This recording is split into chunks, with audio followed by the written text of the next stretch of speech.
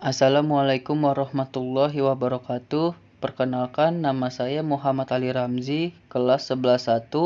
Saya di sini akan menjelaskan tentang berpikir komputasional. Rekursi. Pada bagian ini, kalian akan mempelajari tentang konsep rekursi dan beberapa contoh permasalahan yang dapat diselesaikan dengan menggunakan konsep tersebut. Salah satunya adalah barisan Fibonacci. Suatu masalah dapat didekomposisi menjadi permasalahan yang serupa namun ukurannya lebih kecil. Secara alami, terdapat banyak permasalahan yang dapat dimodelkan dengan lebih mudah menggunakan rekursi ini. Fungsi atau barisan rekurensi. Fungsi atau barisan tersebut ditentukan atau tergantung dari nilai fungsi atau barisan itu sendiri secara rekursif pada urutan nilai-nilai sebelumnya.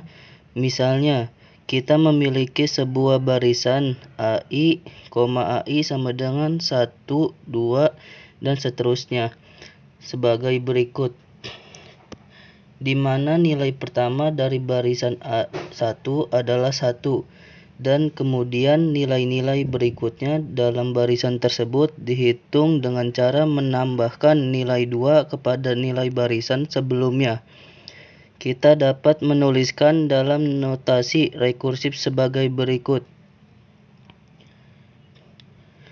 Barisan atau fungsi rekursif. Basis menunjukkan dasar atau nilai awal dari fungsi atau barisan tersebut. Misalnya, pada contoh di atas, A1 sampai dengan 1. Rekursi menunjukkan hubungan antar nilai dari fungsi atau barisan tersebut dengan nilai-nilai sebelumnya yang telah diketahui. Misalnya, pada contoh di atas, AI sama dengan AI min 1 plus 2 jika I banding 1. Sebuah fungsi atau barisan rekursif bisa jadi ditentukan dari tidak hanya satu buah nilai sebelumnya saja, tetapi dapat juga dari 2, 3, dan seterusnya.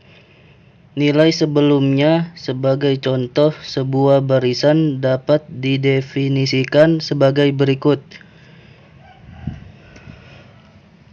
Barisan ini dimulai dengan nilai 1.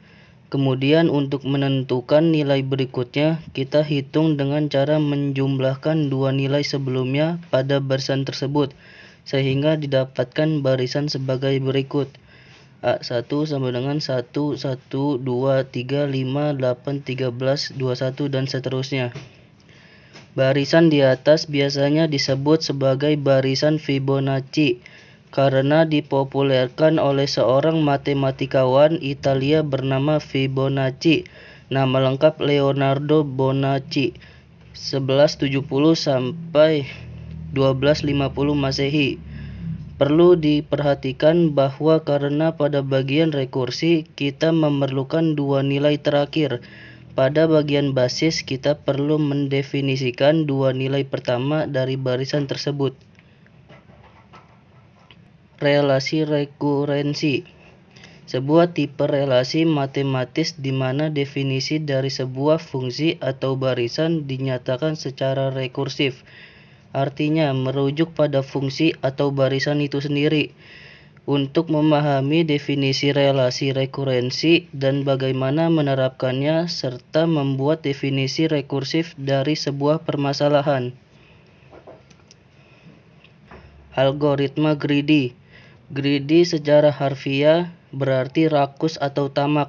Meskipun dalam pengertian sehari-hari kata rakus dan tamak memiliki konotasi negatif, namun dalam konteks informatika kita mengartikan greedy dalam konteks sebagai sebuah strategi penyelesaian masalah yang dapat berguna dalam merancang sebuah algoritma atau solusi bagi sebuah permasalahan komputasional.